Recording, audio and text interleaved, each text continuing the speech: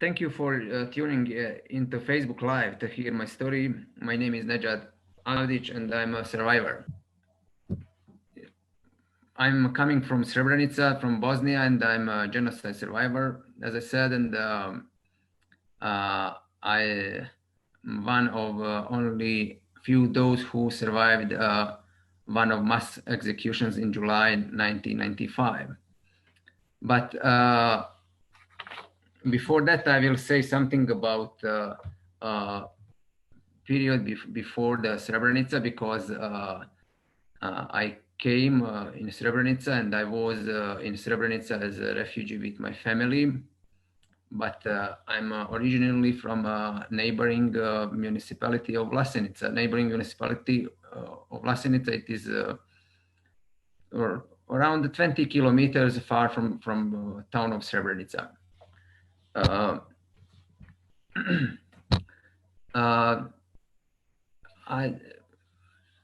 I lived in one village with my family at the time before the war began in Bosnia, and before that we had a war in Slovenia and in Croatia when we had in fact the rise of an nationalist parties and increased on instability in the early 1990s. At the time, Yugoslavia broke up in six republics, six nation states. One of that one of that republic was Bosnia and Herzegovina as well, and somewhere in the spring of 1992, in fact, in March, Bosnia declared independence, and soon after that, descending into violence, into war, and we we had a lot of problems at the time. But I was a boy, of 14-year-old boy at the time, and I was not aware of all that, but I remember many things, and I say something shortly about that. I remember it. I remember in fact the last day in my school when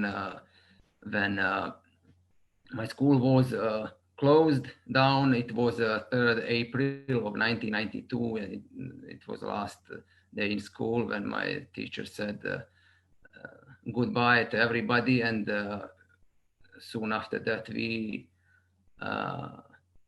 had to leave our village, our home, and to hide in the forest for in the coming days and the months.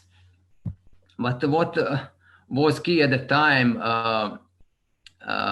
before Srebrenica, before that bloody July, is that we spent 3 years, 3 difficult years here in Bosnia under terror and under huge violence carried out by Serb forces and by Yugoslav People Army, especially in the eastern Bosnia along the Drina River, natural boundary between Serbia and Bosnia. And the key moment from my point of view was when the Serb politicians and when the Serb politicians, leaders, and military leaders had the assembly of Serbian people in Bosnia, and when they adopted the 6 strategical goals of Serbian people in Bosnia, and that goals, in fact, were beginning of genocide in Bosnia, and because that strategic goals had a genocidal intent. When General Mladic said that the goals are I'm paraphrasing his words. He said that the goals were genocide, and but he and they start and they continue discussion about that, and he said Karadzic and the other leaders how they will explain to the world that their strategical goals, because Bosnia was at the time, in fact, the map of Bosnia, structure of ethnical groups were like on leopard skin here. Bosnia map was like leopard skin here, and it was very difficult to clean some some ethnic group without genocide. At the time, we already had concentration camps, huge violence everywhere around us, and in Vlasenica, in my municipality, was opened one concentration camp, and the first concentration camp in Bosnia, and organized mass raping and mass killing, and but we succeeded to escape that. And I remember the first days of that violence in my village.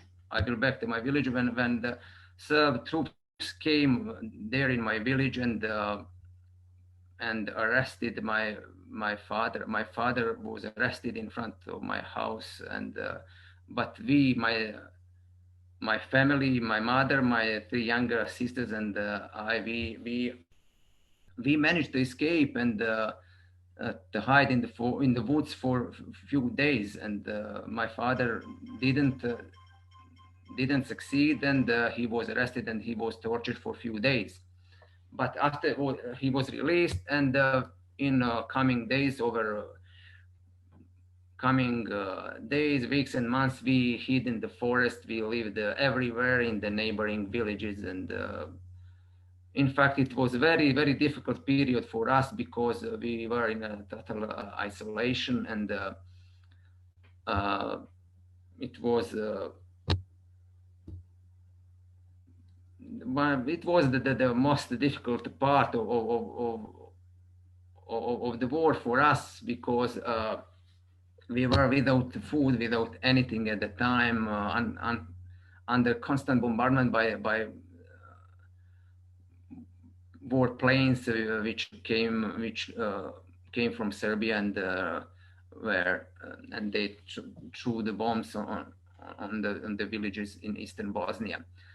And later, in the 1993, we reached Srebrenica with my father, my mother, and three younger sisters. We managed to arrive there, because at the time Srebrenica had become declared zone by the United Nations. In fact, the United Nations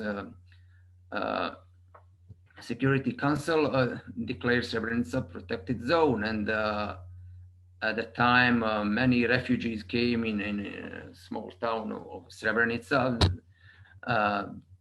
Town was highly populated. In fact, it was overpopulated by many refugees, and I remember that days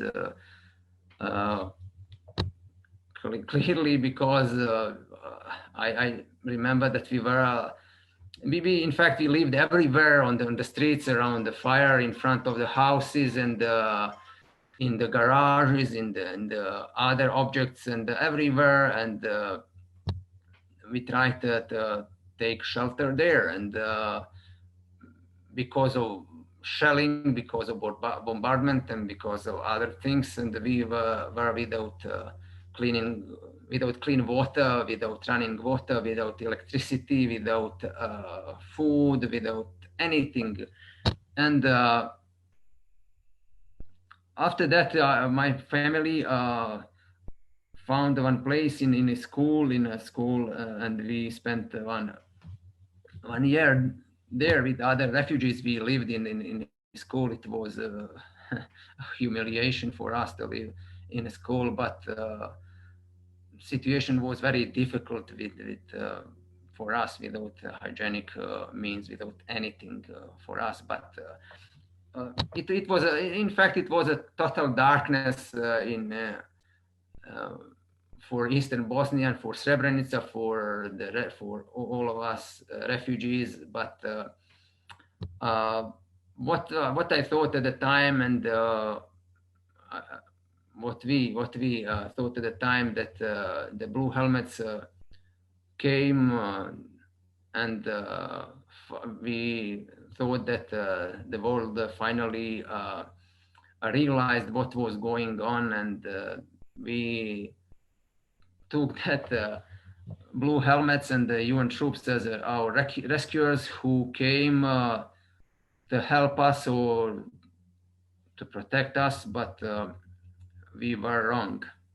Unfortunately, they came just to observe our tragedy, and they did so, and it turned out in July 1995.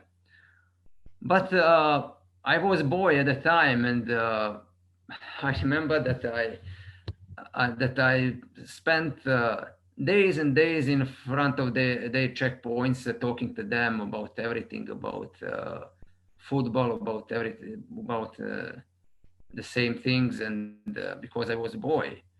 And as the situation in Srebrenica was at the time very difficult regarding the food, regarding everything, somewhere in the spring of 1994, Swedish government fund one project for refugees, and they built one camp for refugees 15 kilometers from town of Srebrenica, and we were placed there. I went with my family there. We were loaded on a truck, and we were there to live there in that camp. And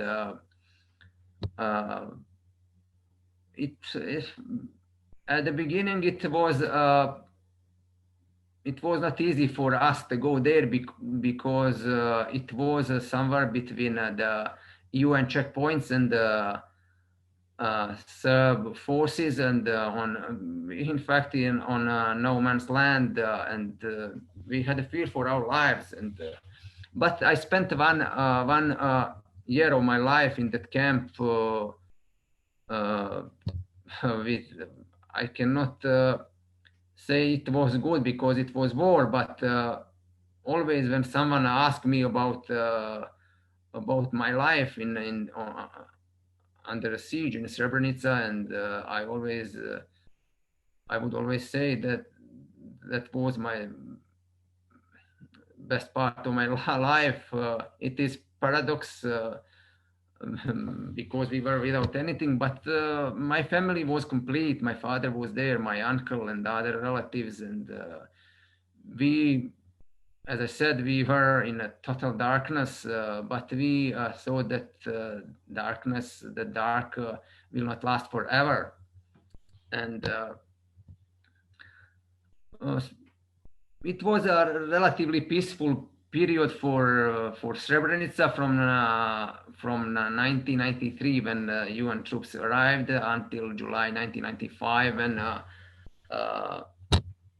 then the Serb offensive started under command of General Ratko Mladic, and the most responsible person for the massacre, which take place in coming days. I remember that it was at the beginning of July. At the time, it was as it was a relatively peaceful period. The local authorities started with the established system with schools and everything, and I started my school, my first grade of high school at the time. But all that was interrupted with the offensive, and it was the beginning of July when the attack started, when the shelling started on the Srebrenica and the area around, and as it was our last refuge, Srebrenica was our last refuge. We didn't know at the time where to flee, where to go again. And I remember that after the UN troops left us in the camp on our own, we fled, we hid in the forest, we ran away, and we were hiding in the forest for a few days, and we didn't know where to go. And it was for me, in fact, that in one moment I had to decide about my life, because uh, my family, my mother and three younger sisters, decided to take shelter, to find shelter in the UN base, UN haven in Potocari, 20 kilometers far from the refuge where we were hidden in the forest. And at the time, word amongst the Bosniaks spread that the able body man will try to form a column and to try to reach Bosnian territory, Tuzla city on the west. It was maybe over 100 kilometers far from Srebrenica. And my father decided to join that column with other men, and it was a question for me, what to do. Uh, I remember his words that he said to me, it is up to you to decide what to do, because at the time, in July 1995, I was a 17-year-old, and I had a fear for my life. And yeah, he said to me, yeah, it's up to you. You have to decide where to go, with your mother or with me, because no one wanted to make decision in anyone's name, including my father, because he didn't want to decide about that. And I said, yes, I'm going with you. I will join the column. And I remember that my mother and sisters uh, left us in the forest, and I tried to father to come to the place where the column uh, was formed. It was 11th of July, and I remember it was a very chaotic situation at the time, and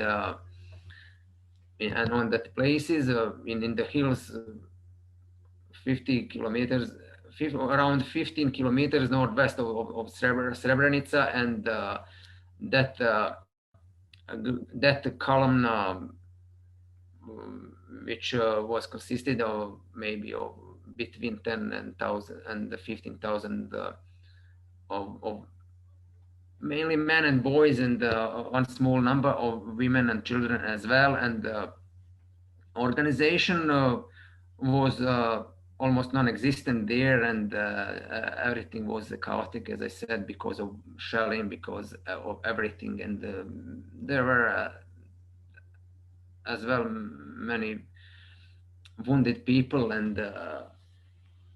And I remember that because of that chaotic situation, because of fear, because of shelling, because of it, I lost my father. And I started to cry. And I remember that I was calling for him. I was crying. In fact, I found myself in the mass of 15,000 people. I didn't know anyone, and I asked anyone to take me, but no one wanted to do it. Everyone wanted to escape and to save himself. It was understandable at that moment. And I remember that I was the and at the at the rear part of the column, and between 1,000 and 2,000 men and boys, mainly men and boys. It was my generation and older people. And after 2 nights and 2 days, the column was cut, and because of bombardment, because of shelling. In fact, we were under constant bombardment, and because forces wanted to cut the column, and they managed to do it.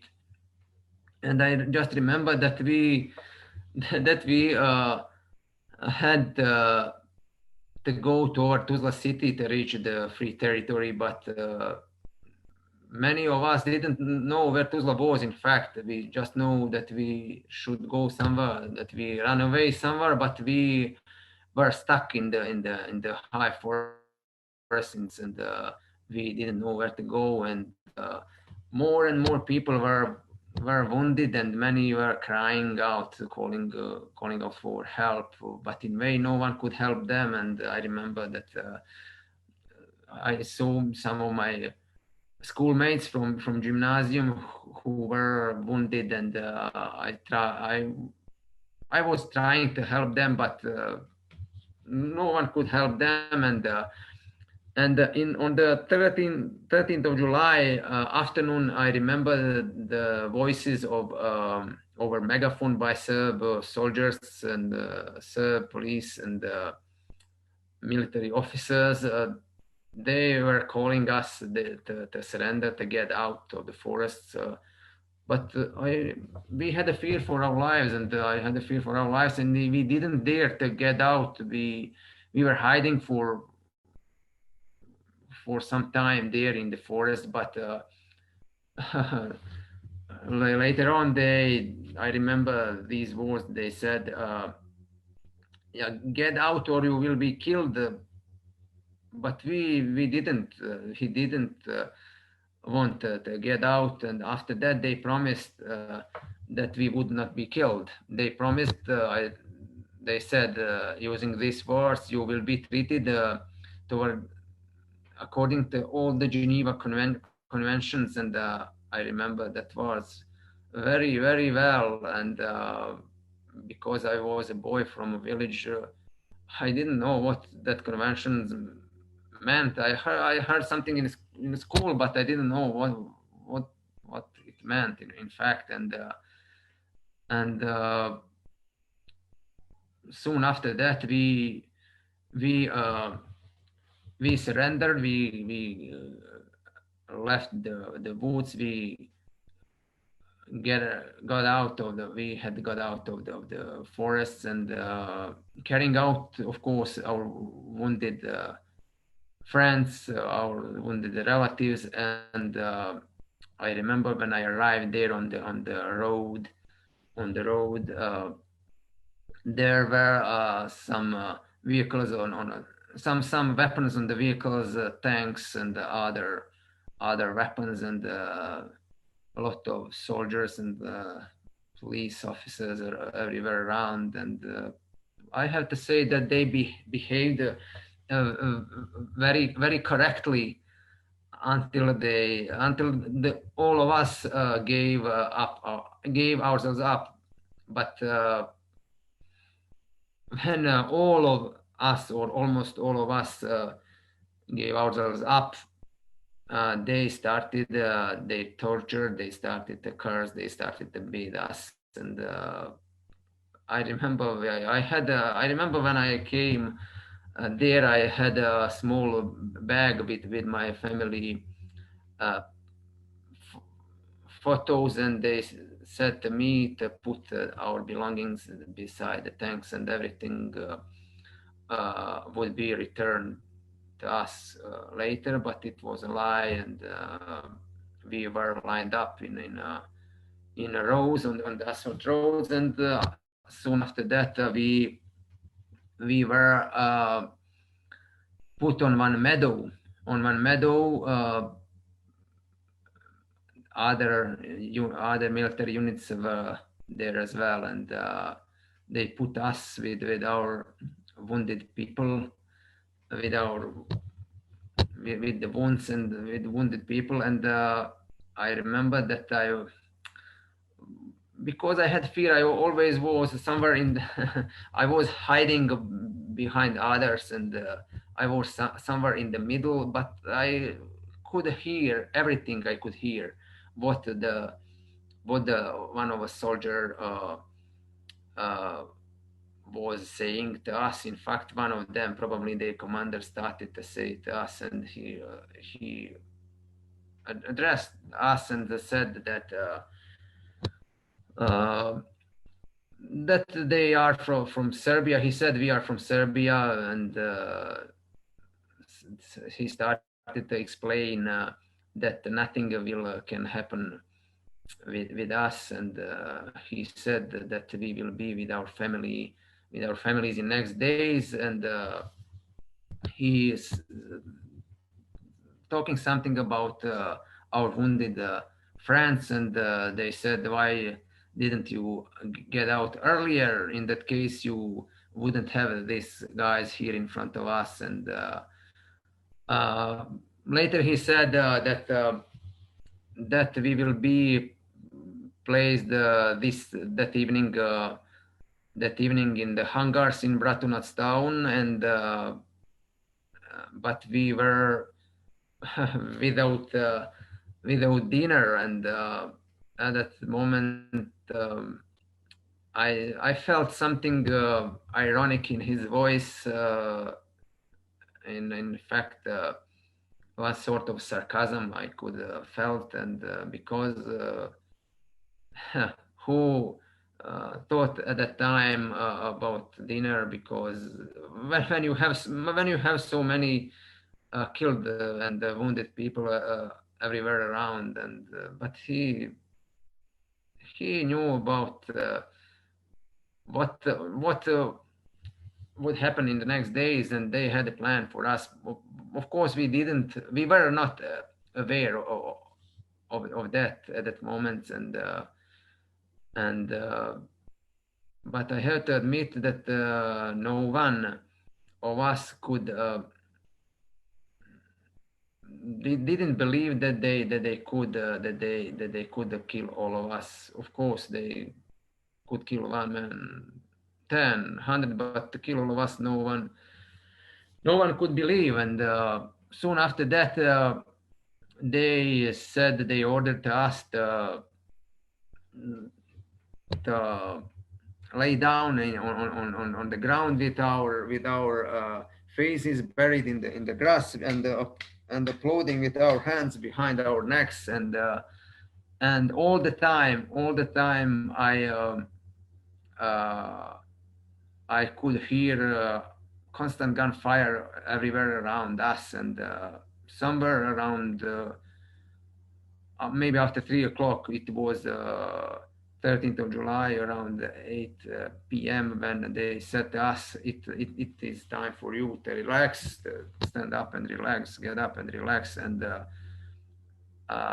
when I get up, when I got up, I saw the soldiers with their rifles, they opening fire, but wounded people were not anymore in front of us. And after that, we were forced to say slogans: "Long live the king! Long live Serbia! Long live the king! Long live Serbia!" all together. And soon after that, the column of trucks were on the road. The trucks came, and I remember that I was loaded on the last one, and they warned us that the police car will follow would follow the column of trucks. And I remember the police car, civilian police car, followed us with the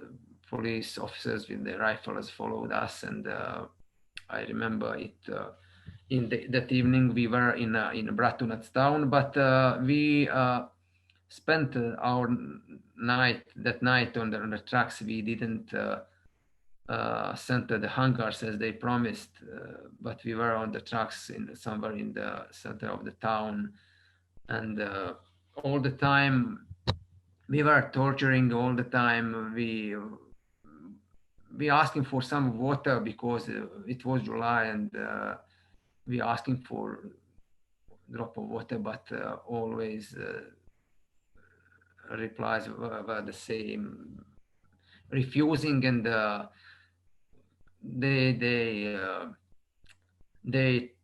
threatened us that we would be killed. And I remember that I didn't feel anything in my body because we were packed on the truck, maybe between 100 and 200 of us were on the truck. And next day in the morning, and I remember that the column of the trucks continued their moving, and we didn't know the direction, but later I will realize that they go in the direction of Zvornik city. It was 50 or 60 kilometers far from Srebrenica, and I remember that some people on the truck recognized the UN car outside, and they said, "Oh, there are UN soldiers. They could help us, and they could save us." But probably that was the Serb soldiers which who steal the equipment and the vehicle from the UN troop from the Dutch battalion in Srebrenica, and in that way they misuse that equipment to call other people from the forests and everywhere to get out and to be arrested in easier way. The column continued moving, and I remember in one moment that when the column stopped,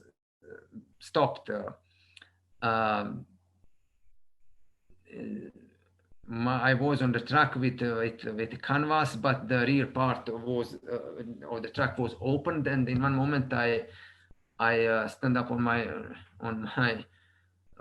feet to see what was behind, but I noticed that the bus full of people and full of male, and by clothing I could recognize them. They were men from Srebrenica, and that at that moment driver took his rifle. He had a rifle against the windscreen, and he took that and a point in my direction, threatening that I should sit down without looking outside. And I had fear, and I sat down. Soon after that, they ordered that canvas should, in fact, they said that the canvas should be closed completely, should be closed completely because of our safety, they said, but it was probably because of their safety. And as I said, it was July, very hot, very warm. Outside temperature was over 30 degrees of Celsius, but inside and on the truck it was a real hell. Really, it was hell. And I remember that in one moment that we left without oxygen, and I couldn't breathe, and we asking for water, but for a drop of water, but they refused to give us. And in one moment I I managed to find one small hole on the canvas, and I could look through it to see the direction of our moving of the trucks, and I could follow that direction. And from time to time, I would take a breath, and in that way I survived. Otherwise, I couldn't, probably because I was so exhausted. And I remember that the columns of trucks and buses went through town of Zvornik when I was born, and I recognized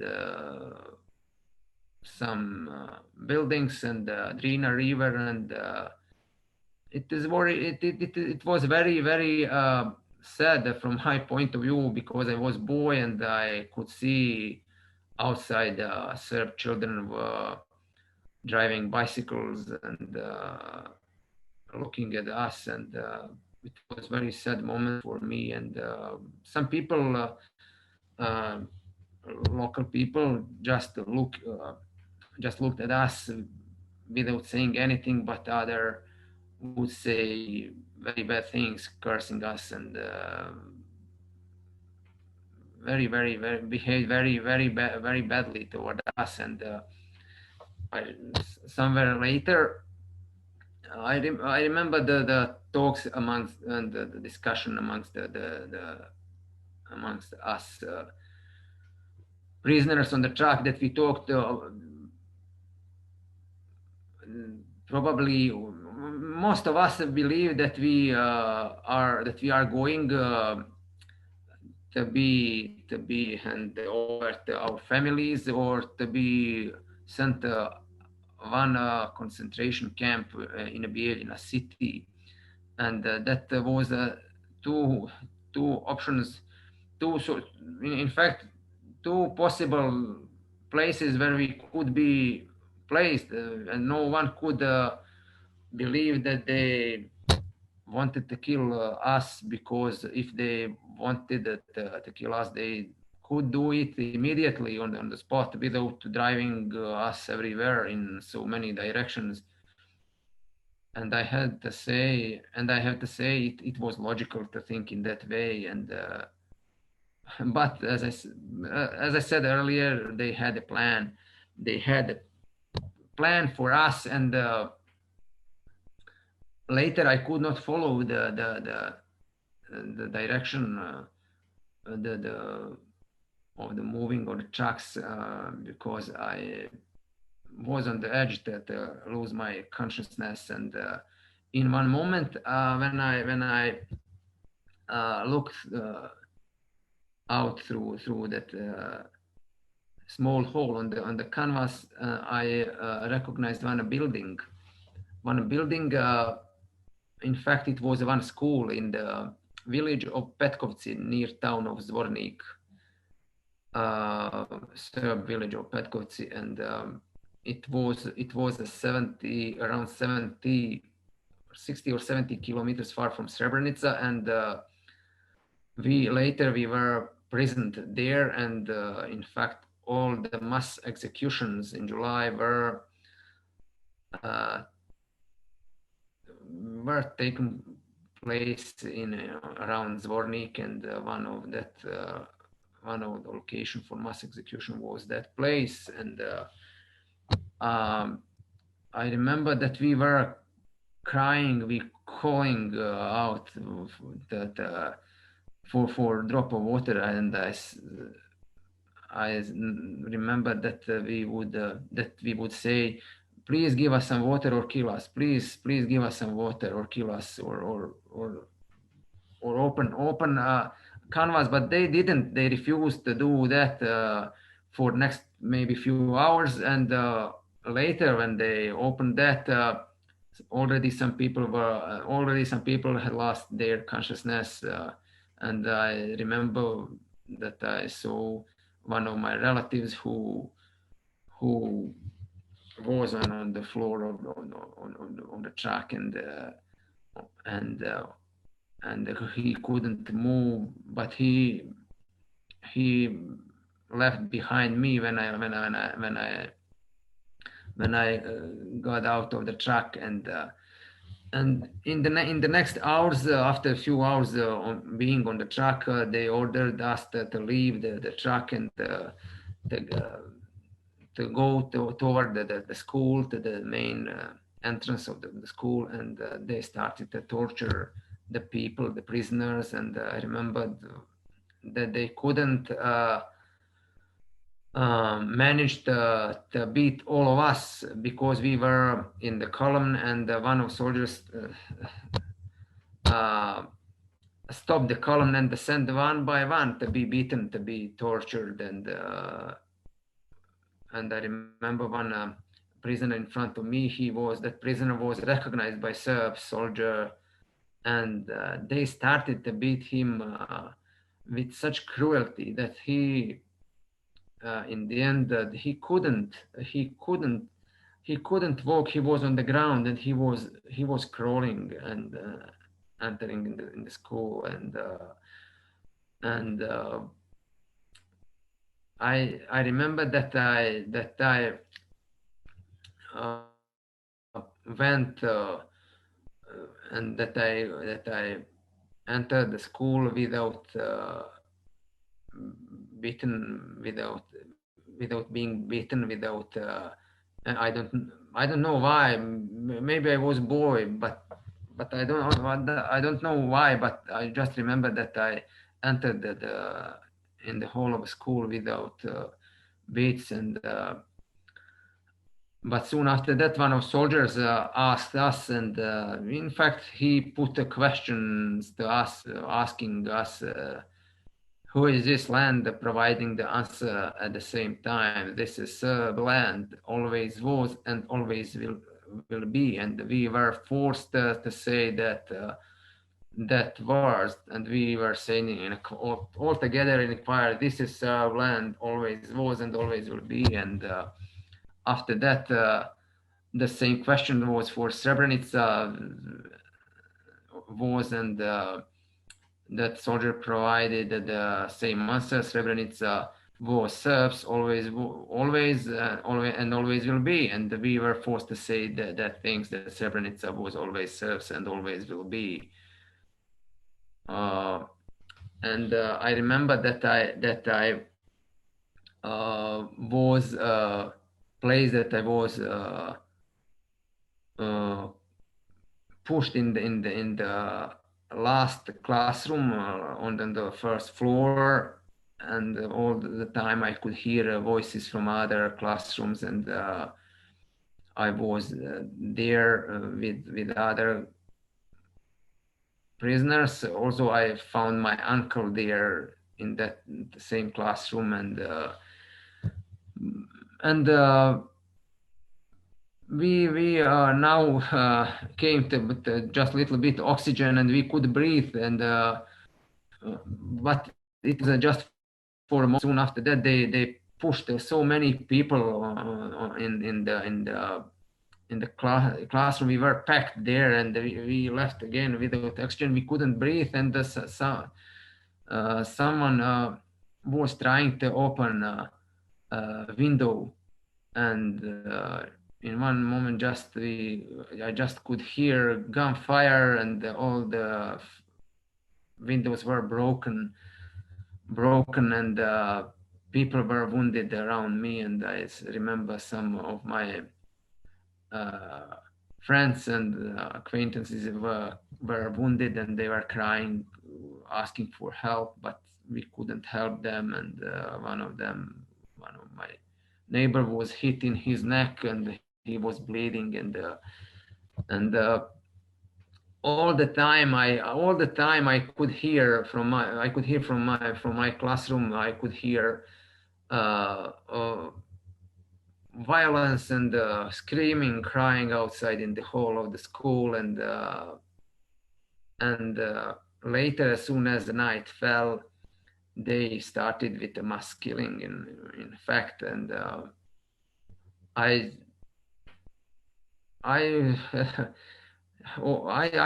could hear all that, and all that orders from the soldiers, the said that the prisoners, and it was constant and somewhere until midnight when it was my turn to get out of the classroom. And I remember that the one of the soldiers came in the classroom to make us calm because we were loud, because people more and more realized that they kill all of us. And one of the soldiers came inside and said, very soon Red Cross will arrive to register you for exchange, and because of that, please be calm, and in that way people were silent for a moment, and but soon after that the other came and said it was your turn. And I remember that I also thought and hoped that a Red Cross would come, because it was our last hope. And I remember that I asked my uncle to leave the classroom together in a group of two by two went. Were leaving the classroom, and I asked him, but he refused. He said, "No, I will stay." And he didn't want to get out. And when I get out in the hall, soldiers everywhere, and two of them waiting of us in front of the door. And one of them said to me to take off my clothes to the waist. And I asked him for my shoes. In fact, I didn't have shoes. I just have my torn socks, because I lost shoes somewhere in the woods. And we were very poor. We didn't have anything in Srebrenica. I mean, we didn't have shoes because we lived in the war for so many years. And I just had torn socks. And he said, yes, socks as well. You have to take off. And one other soldier tied my hands in my back, and they pushed me in the neighboring classroom. And soon after that, when they finished that process of tying our hands, and after taking off our clothes, they ordered us to leave the school in the column. And leaving the school, I just remember that I was walking in this way with my head bent down, and not. I don't remember if I think at that moment about anything, but I couldn't leave the school without seeing. In fact, I noticed the blood everywhere in the hole, and leaving the school, I saw piles and piles of dead bodies on the left and the right side. And I just I was waiting for bullet and for the soldiers to open fire and to kill us there in front of school immediately. But they didn't do that. And they put one wooden plank, and we used that to get on the truck. And they filled the truck full of prisoner, and they closed it, and they ordered us to exit. But because it was not in fact it was not possible to exit, we were pressed like sardines on the truck, and they opened fire. Probably some people were hit, and people were crying, and everywhere around me. And I just remember that I was in one moment on my knees, somewhere in the middle of the truck, and truck started to move and to drive, and maybe it took 5 or 10 minutes to come to that location for mass execution. In fact, it was a mass execution site few kilometers far from school. It was a dam near town of Zvornik, and they executed prisoners there. And I remember when I was there, when the truck arrived, I recognized on the truck behind me, amongst prisoners, my school teacher from Srebrenica. He was tied as well, and but he didn't recognize me. It was a midnight, somewhere between 14th and 15th of July. All the time I could hear gunfire outside the truck, and somewhere maybe 10 minutes or something longer, they opened the rear part of the truck, and they ordered us to get out in a group of 5. And it was constant all the time. After they would jump out, soon after that, I could hear automatic fire outside, and next to others. And I remember at the time that I was on my feet, and I was hiding behind others, and probably I wanted to leave a few more seconds. Other prisoners did the same. Everybody did the same, because everybody wanted to leave, and when there was no more space for hiding, I just jumped out with other, and again I was walking with my head bent down, and it was a matter of seconds. I didn't want to look at that soldiers. I just walking in this way, and they said to us to find a place, but at that moment I didn't know what they are talking about, what they were talking about, and but when I reach the area, I recognize the rows and rows of dead bodies in front of us, and I don't know later when I was shot, but probably when I saw the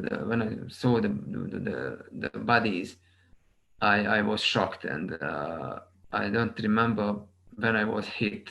They opened fire, and I just remember that in one moment that I was lying there, and I was trembling, I was shivering, and bullets were whistling everywhere around me, and hitting everywhere around me, and I just waiting for next one to come and to hit me. And at that moment I felt a sharp pain in my stomach and my right arm, and already I was hit in my right arm with one bullet, and but at that moment I didn't know what. I just felt a sharp pain, and I was hit in my stomach with 3 bullets, and on the right side I saw people falling down, and they were shot, and they were falling down. And later, when they put next group of people in behind me, one bullet hit my left foot, and it was unbearable pain, and it was so sharp, and I just wanted to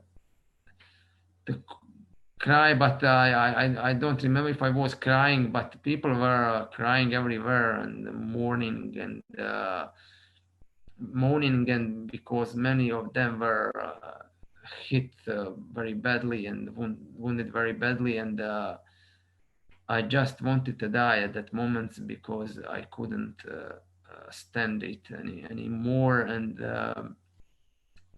in one moment when they finished with that, they just one of them saying one name, Jovo, surname Jovo. You should check everybody, and you should check the bodies and to give one bullet more to everyone.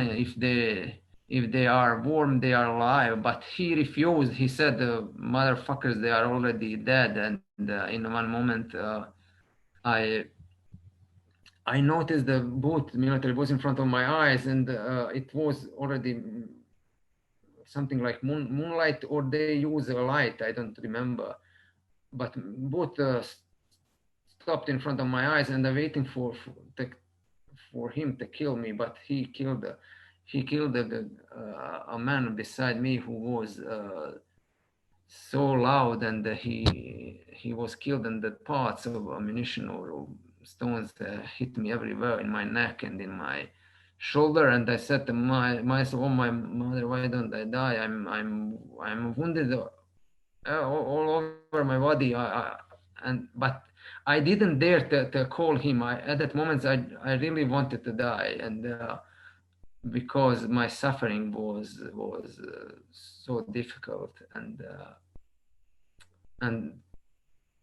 I could never imagine that I could save, that I could escape, that I could save myself, and it was not possible to survive for me. And less and less voices could be heard around me, and in one moment no one could be heard. Everyone was killed, and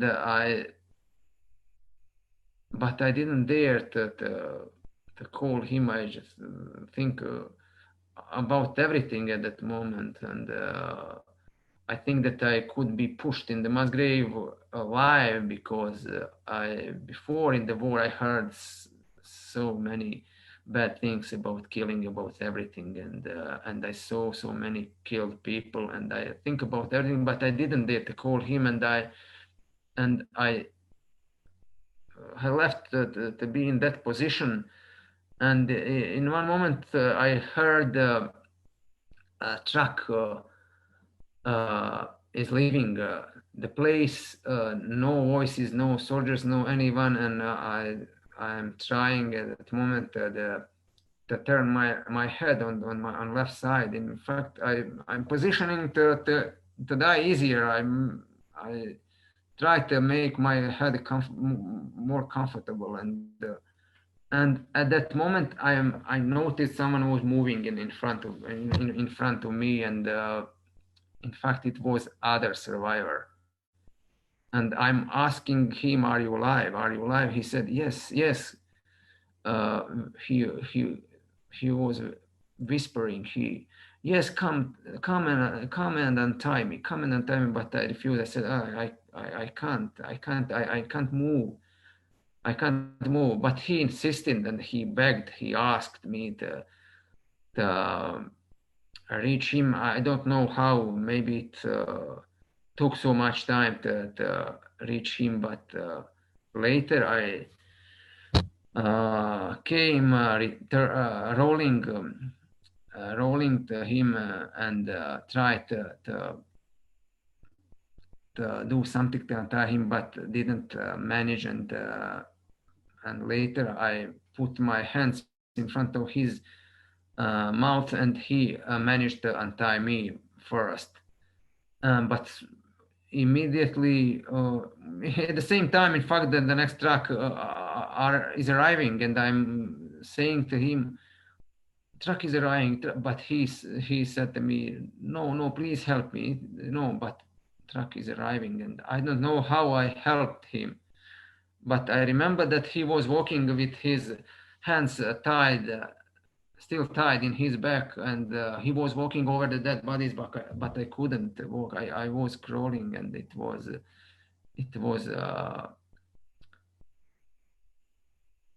so horrific for me to crawl over the bodies, and I somehow managed to reach the bushes beside the place, bushes, and we hid there. We were hiding there, and the truck arrived, and they kept killing. They kept firing, and and at that moment I used the small stone and cut the ties on his hands, and I remember that he was not hit seriously. He was just hit in his head. He had a small scar, but later he used his shirt. He ripped up it and wrapped my wounds on my arm and on my stomach, and later he used my underwear to put on my foot, and he to stem my bleeding, and because I was bleeding all the time, and I just remember that I asked him for his name, and he asked me as well, and I was in his lap all the time, and but because we were in bushes and it was midnight, we didn't know where to go, where we should run away, and I remember it was dawn somewhere 5 o'clock in the morning, very early in the morning. It was still, it was between night and day, and he is asking, he is he's waking me, and he's saying, we have to go, we have to go, we have to go.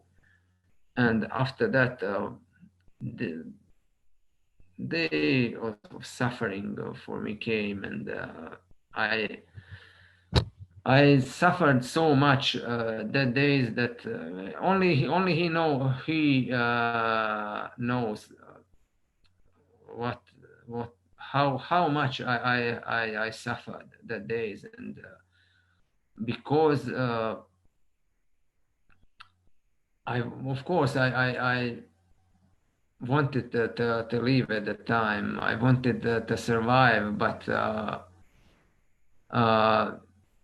I remember that very often would ask him, because we were wandering from day to day. We were trying to reach some village, some territory, but we didn't know where to go because we were lost there. And yeah, he would very often go somewhere to find to search for food, for green apple, for mushrooms, or for some water, and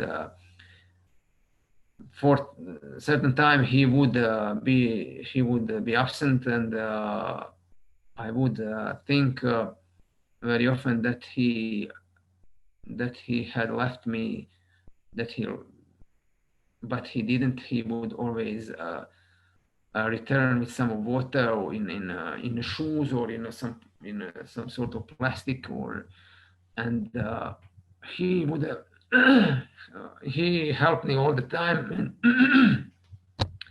and sorry, and he carried me all the time, but I was exhausted because I lost much sorry, I lost much of blood, and of my blood, and he said that in fact I would say to him, please leave me and try to save yourself, because it was not possible for both of us to survive. And but he refused. He was one brave man and a strong man,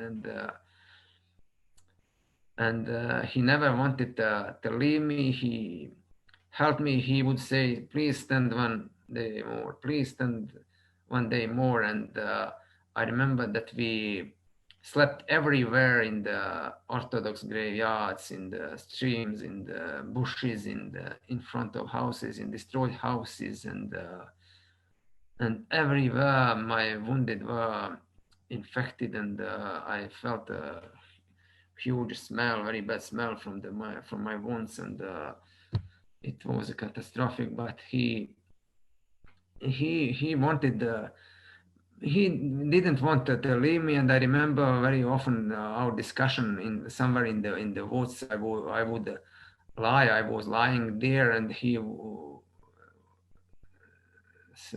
sitting behind me, and he just asking and himself and just saying, "Oh, where we where we where we will ended where we will finished in some minefields probably, or it was question for us, and but somehow after wandering we managed to arrive in one village. That village was under Bosnian government control, and I remember when we noticed two persons, one man and women. They were sitting in one stream, and they talking about that, and it was possible to recognize them by clothing, and but they said they are ours, and he asked something. Is it free for us to come there? But when they noticed us, they ran away because we were because they had a fear of us. We were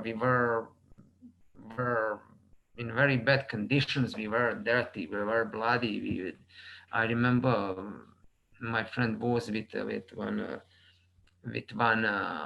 part of his clothes. It was blood everywhere on him, and my part of my clothes was in blood, and it was very difficult for everyone to imagine that. And I remember later, in fact, I don't know who took me there, and I just remember that I came in that village. I was lying there, and so many people were around me, women, men, children. They were crying, and they were pouring some water in my mouth, and I started to cry as well then. And when I when I realized that I survived, and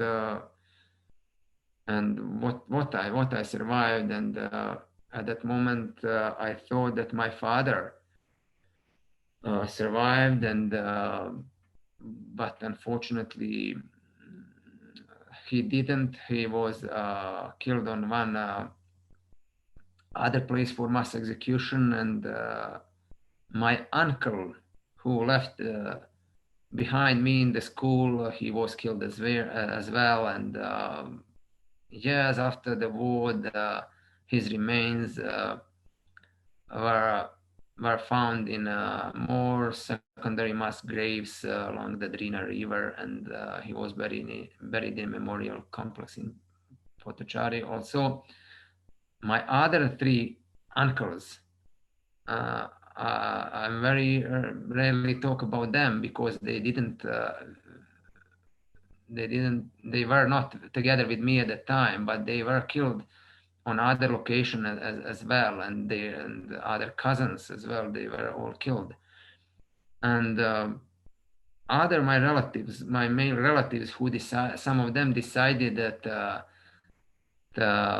to go to the UN base in Potocari from the refugee camp, and also they were killed on different locations for mass killings, and they didn't survive. And so it wasn't matter, in fact, whether we tried to reach Tuzla city, to reach freedom through the woods, whether we tried to find a shelter in the UN base in Potocari or in neighboring Serbia over the Drina River. It didn't matter. Everyone was killed, and it means that we had only one right to be killed and nothing more. And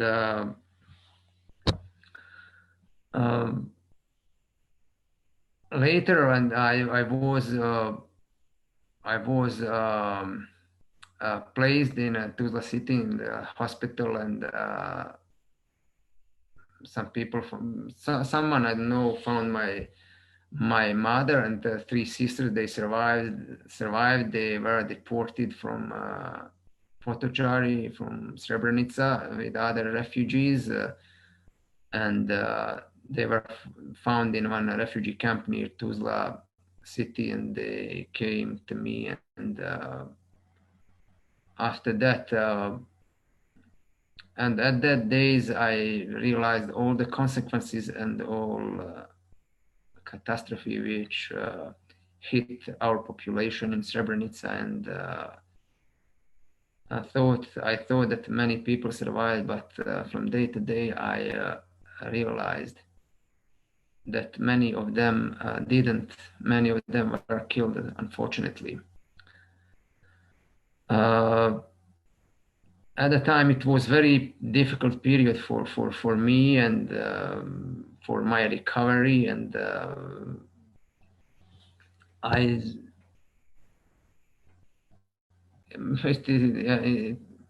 I don't know if it's possible to recover if after such a horror which I had gone through. It is very difficult because soon after Srebrenica, I started to visit my psychiatrist for therapy, and I spent days and days, weeks and weeks, and in fact, later I realized it was not possible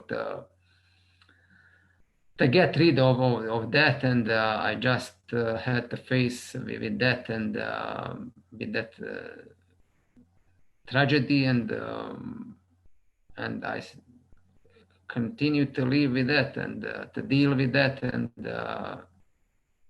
in that case, it was easier for me to survive and to continue to live. And 2007, I decided to return to Srebrenica, and it was a difficult moment for me, but I could never imagine that I can live in Srebrenica after all, and I didn't have such intention to live forever here, but I returned here, and I had some wish. I had some desire, if I can say so, deeply inside me to return here and to say that I'm alive, I'm here, and but I could never imagine that I could live in Srebrenica, that I could have my family one day, and that I could raise my children.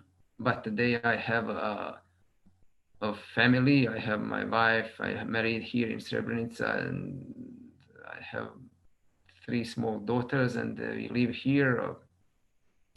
We are small community of returnees who decided to return in Srebrenica, and we are now minority. And maybe I could leave Bosnia, I could leave Srebrenica, and I could emigrate to maybe to the United States or Australia or Western Europe, but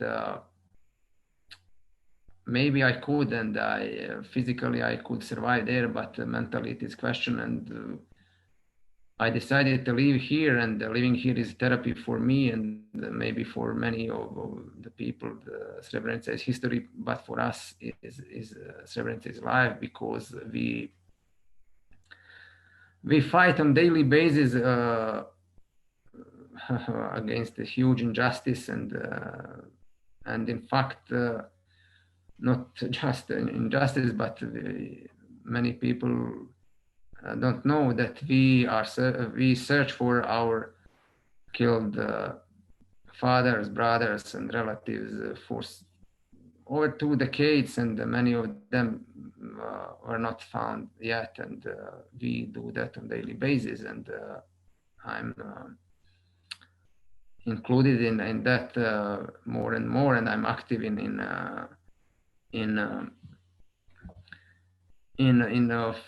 that struggle, and living in Srebrenica, it is not difficult, but I have to say that, for example, that my three sisters who survived Srebrenica, they live in Bosnia as well, but they didn't want to return here because they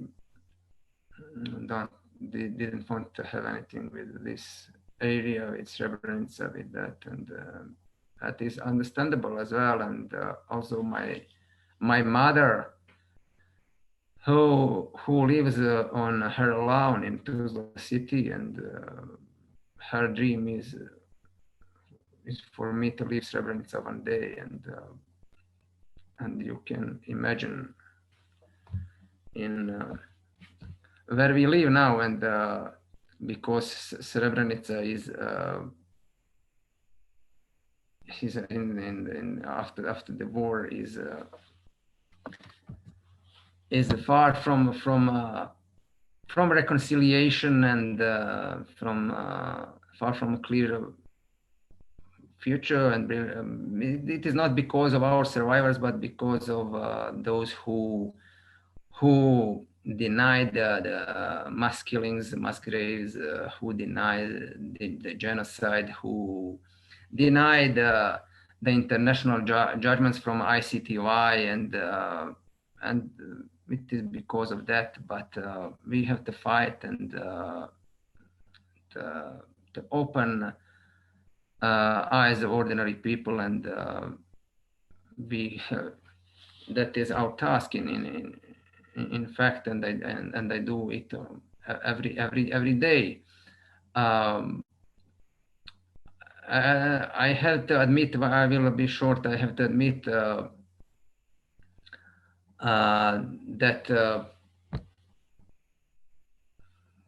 I thought that Srebrenica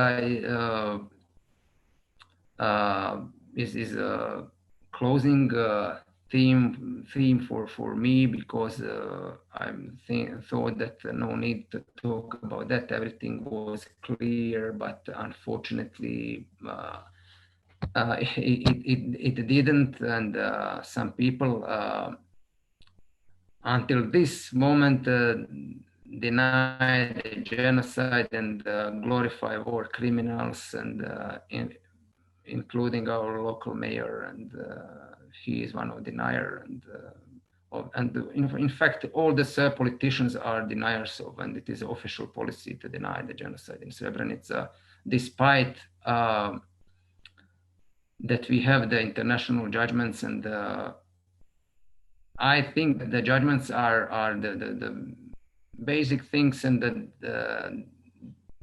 they are the closest to the truth, and that we have to start from somewhere, and that is a precondition and for reconciliation and for other things. Without that, reconciliation and lasting peace is not possible. And from my point of view, there is no peace without that. That's all for now. Thank you so much. Do you have time for a couple questions? Yes, I can see now that I have taken so much time. I didn't plan so, but you have put question to me, but I'm ready. If I can, I hope I will be able to answer. No problem at all with the time. Are you still in contact with the man who helped you escape? Yes, of course. That guy, that's my friend. I cannot how to say for him.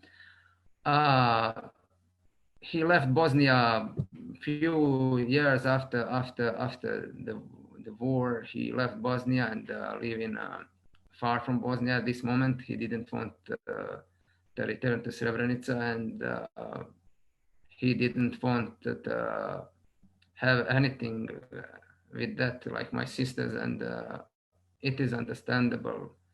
Of course, I decided to return,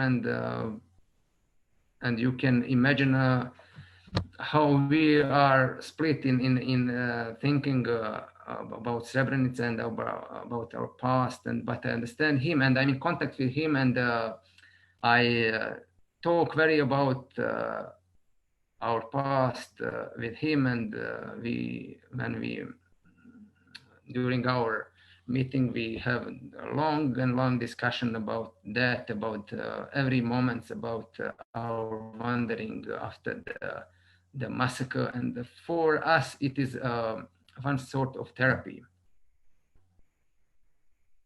Yeah, and I have to add one thing. He wanted me as well to bring me in that country when he leaves today, but I always would find some excuse or some reason to leave. I would say I have my school. When I finish my school, I will come. And in the end, I decided to return to Srebrenica. And in light of, this genocide and others, what are your thoughts on the phrase "never again" and how can we kind of live up to that? I will say one thing. Never again. Syntagma never again became one phrase after the Holocaust. We had that phrase never again, but as we can see that we we have a genocide everywhere in the world after that, and I have to say the day after massacre from the hill. 1 kilometer far from the place of massacre, I had a chance to look at the bulldozers and the machinery which was used to collect the bodies on the trucks and to drive them and to bring them to the mass grave. And I have to admit that I could never imagine that after the Second World War, and I thought it was the past, and it was. But at that moment, I could. I had a chance to look at that in color, if I can say so, and it was horrific for me. So phrase never again. In fact, it is phrase for me, and but we have to do. It is our task to do on daily basis that we use that in a proper sense, and that never again means never against really.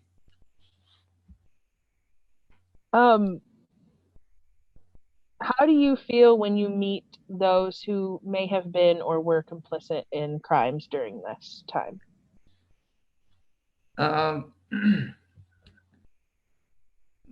It, from it is very I was a young boy at the time, and I didn't know any one of the perpetrators in Srebrenica. Of course, other my friends who were present together with me, they recognized some of them, but I didn't, and I didn't I didn't know General Ratko Mladic because it was war, and all the time of the war we was in complete total isolation because we didn't TV, we didn't anything, and I didn't know anyone. But there are so many of that who committed the crimes everywhere around, because I work on that, and I investigate on my own, if I can say so, and including that guy whose name is Yovo, who was included during the massacre. And but the question was, how do I feel? I don't know what to say about that. I just have to say that the justice and for our survivors is a relative thing, and if they all that who were responsible for killing, if they give them a death sentence, for us survivors, that doesn't mean much, because we lost so much here, and no one could return. No one could return, can return my father, my uncles, my relatives, my friends, in fact my childhood, which was devastated and which was totally destroyed. One last question. What do you want people to learn from hearing your story? Uh, it is very important for everyone that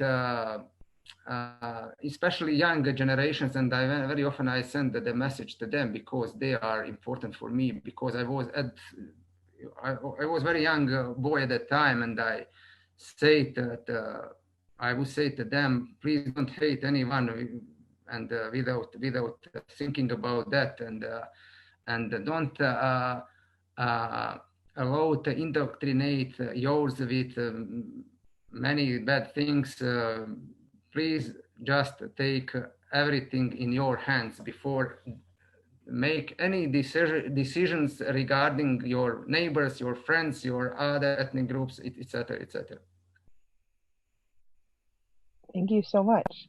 That is all the questions I've got right now. It was my pleasure, and I'm very grateful that I was connecting with which Illinois Holocaust Museum, and that I had a possibility to share my story, and I hope that people will something learn from that. For us, for me, for our community in Bosnia, it is late because we lost so much, but other people, I hope they can learn something.